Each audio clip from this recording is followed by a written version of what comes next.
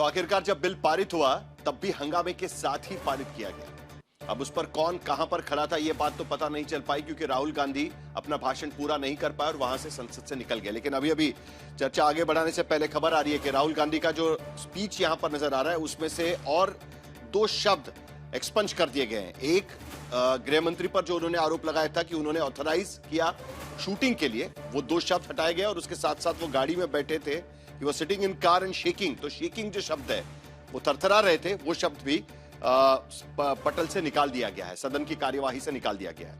तो अब चर्चा करेंगे आखिरकार ये चर्चा कब होगी, असली शिक्षा व्यवस्था पर चर्चा कब होगी, इस पर भी चर्चा करना जरूरी है। और उसके साथ साथ क्या देश को इस बात का जवाब मिल पाएगा कि छात्रों पर पैलेट गन चलाने के आदेश आखिरकार किसने दिए थे, इस पर भी चर्चा जरूरी है। हमारे साथ तमाम मेहमान जुड़ रहे हैं। डॉक्टर सैयद जफर इस्लाम भारतीय जनता पार्टी के प्रवक्ता जुड़ रहे हैं, आलोक शर्मा कांग्रेस की तरफ से इस पर अपनी भूमिका रखेंगे, डॉक्टर विक्रम सिंह पूर्व डीजीपी है उत्तर प्रदेश के, उनसे भी हम पूछेंगे कि आखिरकार जिस तरीके से पैलेट गन की फायरिंग रही, जिस तरीके से उसका इस्तेमाल किया गया और सरकार का उस पर अब तक कोई बयान ना आना, इसको वो कैसे देखते हैं, उस पर भी उनसे पूछेंगे। और आशुतोष हमारे पॉलिटिकल एनालिस्ट भी चर्चा में शामिल होंगे। 3 सवाल इस पैनल के सामने। पहला सवाल, क्या एंटी पेपर लीक कानून से परीक्षा में भ्रष्टाचार की समस्या का समाधान होगा? क्योंकि एक ऐसा ही कानून 2024 में भी पारित किया गया था। यह कानून सख्त किया गया है, अमेंडमेंट उस पर लाई गई है, प्रावधान उसमें बदले गए हैं, लेकिन क्या इससे समस्या का समाधान होगा? दूसरा सवाल, क्या विपक्ष नौजवानों के असली मुद्दे पर चर्चा के बजाय सरकार की सियासी घेराबंदी में ज्यादा जुटा है? क्या लगता है आपको? इस पर भी चर्चा होगी। और तीसरा सवाल, क्या सीजेपी आंदोलन के बाद विपक्ष जेएनजी के कंधे पर और आंदोलन की हसरतें पाल रहा है? क्योंकि आंदोलन बढ़ सकता है, बार बार ये कहा जा रहा है, लेकिन उसके साथ साथ जिस तरीके से पुलिसिया कार्रवाई की गई है, क्या उस पर भी चर्चा होगी? इन तमाम मुद्दों पर हम चर्चा करेंगे। आलोक शर्मा जी, सबसे पहले आपसे, क्योंकि अब बीजेपी ने एक लंबी प्रेस कॉन्फ्रेंस करी है, संबित पात्रा प्रेस कॉन्फ्रेंस कर रहे थे, 6 बजे राहुल गांधी प्रेस कॉन्फ्रेंस करने वाले हैं। क्या मुद्दे रहेंगे आपको? क्योंकि बिल पर जब चर्चा हो रही थी तब बार बार पैलेट गन किसने चलाया, उस पर स्पेसिफिकली कांग्रेस पार्टी सवाल पूछ रही थी। कल प्रियंका गांधी ने भी पूछा और आज राहुल गांधी भी वो मुद्दा उठा रहे थे। और सबसे बड़ी बात, आज तो सीधे वो गृह मंत्री पर सवाल उठाने की कोशिश कर रहे थे। नहीं, कोशिश नहीं कर रहे थे साहिल जी, वो सवाल उठाए गए और वो गृह मंत्री का ही मुद्दा है, वो गृह मंत्री का ही विभाग है और सवाल सीधे उन्हीं से पूछे जाएंगे। लेकिन आज बहुत ही कमजोर गृह मंत्री देश को मिले हैं। वैसे तो अपने आप को चाणक्य कहते हैं, लेकिन संसद को वो फेस नहीं कर पा रहे। अपने विभाग से जुड़े हुए तमाम इश्यूज के ऊपर एक प्रेस कॉन्फ्रेंस नहीं कर पा रहे हैं वो। 20 तारीख से आज 29 तारीख हो गई, लगभग 10 दिन हो गए। आज 10 दिन तक गृह मंत्रालय की तरफ से किसी मुद्दे पर कोई प्रेस कॉन्फ्रेंस नहीं हुई है। वैसे तो वो प्रेस कॉन्फ्रेंस मोदी साहब तो कभी करते ही नहीं है। गृह मंत्री साहब एक बार आके प्रेस कॉन्फ्रेंस करते। इनकी पुलिस बार बार टाइम मांगती है, झूठ बोलते हैं। जिस व्यक्ति ने अभी प्रेस कॉन्फ्रेंस भाजपा की तरफ से किया उसने भी झूठ बोले। उसने कहा कि AK-47 से कोई गोली नहीं चली और तमाम मीडिया चैनल्स के स्क्रीन पर चला। फिर उस चलाने वाले को सस्पेंड कर दिया गया, उसको इंक्वायरी बैठा दी गई, SP DM ने मान लिया।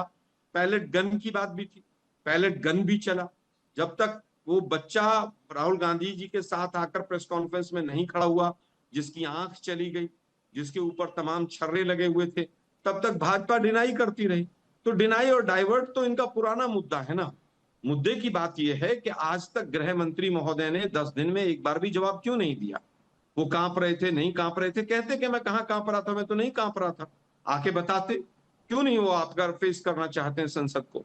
देश के गृह मंत्री और प्रधानमंत्री जी जिस दिन 20 तारीख को ये पूरा हंगामा हुआ, उस दिन तो किरण रिजिजू जी के साथ बड़े ठहाके लगा रहे थे संसद परिसर के अंदर ही। उसके बाद वो आज तक उनका कोई जवाबदेही नहीं है। मतलब झालमुड़ी और मेलोडी के ऊपर तो बात कर सकते हैं, लेकिन वो बच्चों के ऊपर इतना बुरा लाठी चार्ज हुआ, उसकी कोई जिम्मेदारी नहीं।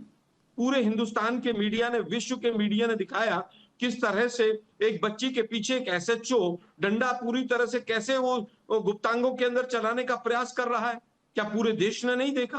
क्या कपड़े फाड़ने की घटना पूरे देश ने नहीं देखी? एक नहीं, तमाम लड़कियों ने बयान नहीं दिए। लेकिन बेशर्मी की हद है, कोई भी बयान देते हैं आकर चले जाते हैं। और भाई आप अगर ऑर्डर दिया तो बता दीजिए किसने दिया। अभी फिर उन्होंने कहा साहब ये तो मजिस्ट्रेट ऑर्डर देता है। तो अभी तक वो जो मजिस्ट्रेट ऑर्डर देता है, फिर तो मुलायम सिंह ने ऑर्डर दिया ही नहीं था कभी। आज तक मुलायम सिंह को कोसते रहे कि उन्होंने जो है वो कार सेवकों के ऊपर गोली चलवाई।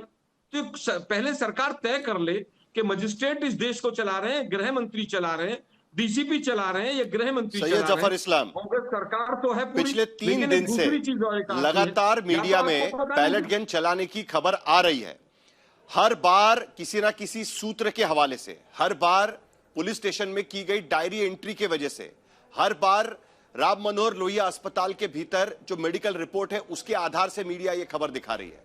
क्यों नहीं सरकार के तरफ से अधिकृत तौर पर इस पर कोई बयान आता कि पैलेट गन अगर चलाई गई है तो आखिरकार किसके आदेश से चलाई गई है? यह मुद्दा तो बनेगा। आलोक शर्मा यहां पर एक बात तो ठीक उठा रहे हैं कि अगर कार सेवकों पर गोली चलती है तब वो मुलायम सिंह यादव के आदेश से चलती है, लेकिन यहां पर अगर पैलेट गन चलाई जाती है तो वो किसके आदेश से चलती है? यह सवाल का जवाब तो सरकार को देना होगा कहीं ना कहीं। देखिए साहिल जी, पहले तो मैं सबसे पहले देश के सभी छात्रों को बधाई देना चाहता हूं। जो आदरणीय प्रधानमंत्री जी ने वादा किया था एक मजबूत बिल लाने का, वो आज मजबूत बिल पास हो गया है, वो एक सच्चाई है। और देश के जो माफिया, जो पेपर लीक माफिया है, उस पर जिस तरह से कानून बन के आया है, इतनी सख्ती होगी कि कोई ऐसा काम करने का कोशिश भी नहीं करेगा। साथ साथ जो देश के छात्रों को और भी भरोसा बढ़ेगा कि जिस तरह की ट्रांसपेरेंसी, जिस तरह का जो है इस पूरे और प्रावधान है जिसमें पनिशमेंट का प्रावधान है, लोगों का और विश्वास बढ़ेगा इस बिल के बाद। लेकिन एक हकीकत बात है कि ये मौका था, ऑपोजिशन के सभी लोगों का मौका था कि आज के युवा पीढ़ी की जो एक बात उठी थी उस पर चर्चा करते। उन लोगों ने एजुकेशन सिस्टम और इससे जुड़े हुए बातों का कहा था और उस पर एक डिटेल चर्चा हो सकती थी, लेकिन किसी ने चर्चा करने की कोशिश नहीं की, बल्कि डाइवर्ट किया इश्यूज को। बार बार अपने जो है मुद्दे, अलग अलग मुद्दे लेकर आए, लेकिन छात्रों के बारे में कोई मुद्दा नहीं, खुद की राजनीति चमकाने की कोशिश करते। आज पूरा आप डिबेट देख लीजिए, डिबेट में क्या था, छात्रों के बारे में क्या बात कर रहे थे। छात्रों को इडियट बताया।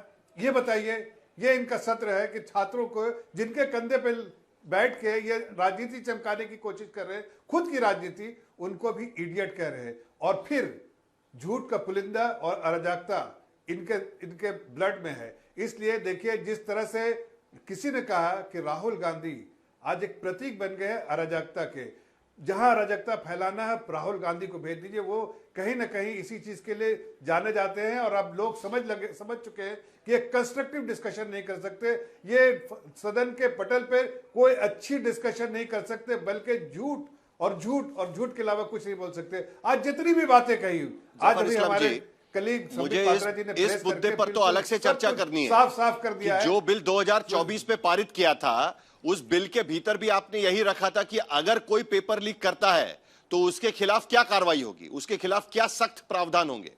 आज आपने वही बिल एक संशोधन के आधार पर आपने लाया कि जिसको 5 साल की सजा थी उसको 10 साल की सजा होगी, 1 लाख का जुर्माना होगा, 10 लाख का जुर्माना हो गया है। ये बिल जो है, इससे पेपर लीक के बाद सरकार किस तरीके से कार्रवाई करेगी, ये मुद्दे इसमें आए हैं। जो शिक्षा व्यवस्था को लेकर चर्चा की उम्मीद थी, वो चर्चा तो हो ही नहीं पाई है। जिस तरीके से बिल इंट्रोड्यूस किया गया है 2024 और 2026, कोई ज्यादा फर्क नहीं है। बिल का इंट्रोडक्शन वो एक ही नजर आ रहा है, लेकिन एक मुद्दा छूट रहा है। मुद्दा छूट रहा है। जो सवाल मैंने आपको पूछा है, क्या आपको नहीं लगता कि पैलेट गन किसने चलाया, इस बात को लेकर सरकार के तरफ से कोई स्पेसिफिक जानकारी जनता के सामने, सदन के सामने और विपक्ष के सामने रखी जानी चाहिए कि नहीं रखी जानी चाहिए? देखिए, मैं उस पर आ रहा हूं। पहले मैं तो ये कहना चाह रहा हूं आपसे, सिर्फ इतनी बात कहना चाह रहा हूं कि ये मौका उनके लिए भी था ना चर्चा करने का, लेकिन उन्होंने चर्चा नहीं किया।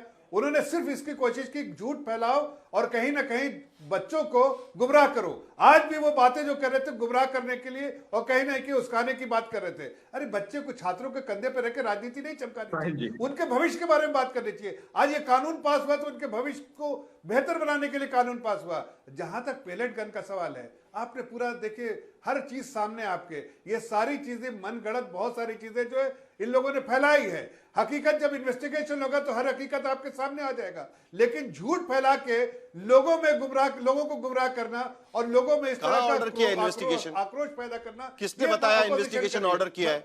कौन सा बयान है? कोई अधिकृत बयान मेरे सामने तो है नहीं कि इन्वेस्टिगेशन ऑर्डर किया हुआ है। दिल्ली पुलिस ने सबसे पहले दिन इस पूरी घटना का पूरी तरीके से खारिज कर दिया। जो अधिकृत बयान उनके तरफ से आया था, कहां इन्वेस्टिगेशन, किसके कहने पर मैं मानूं कि इन्वेस्टिगेशन ऑर्डर किया? सुनिए, साहिल जी, ये सारी चीजें जो उठी है, जो जनता के बीच में आप लोगों ने भी लेके गए और ये अपोजिशन पार्टी ले जाने की कोशिश कर रही है, उसमें सच्चाई है साहिल कि जी, 10 सेकंड नहीं, दीजिए। ये इन्वेस्टिगेशन से ही पता चलेगा ना। इन्वेस्टिगेशन होगा, सच्चाई देश के सामने आएगी ठीक और है। इनका झूठ भी सामने खुल जाएगा।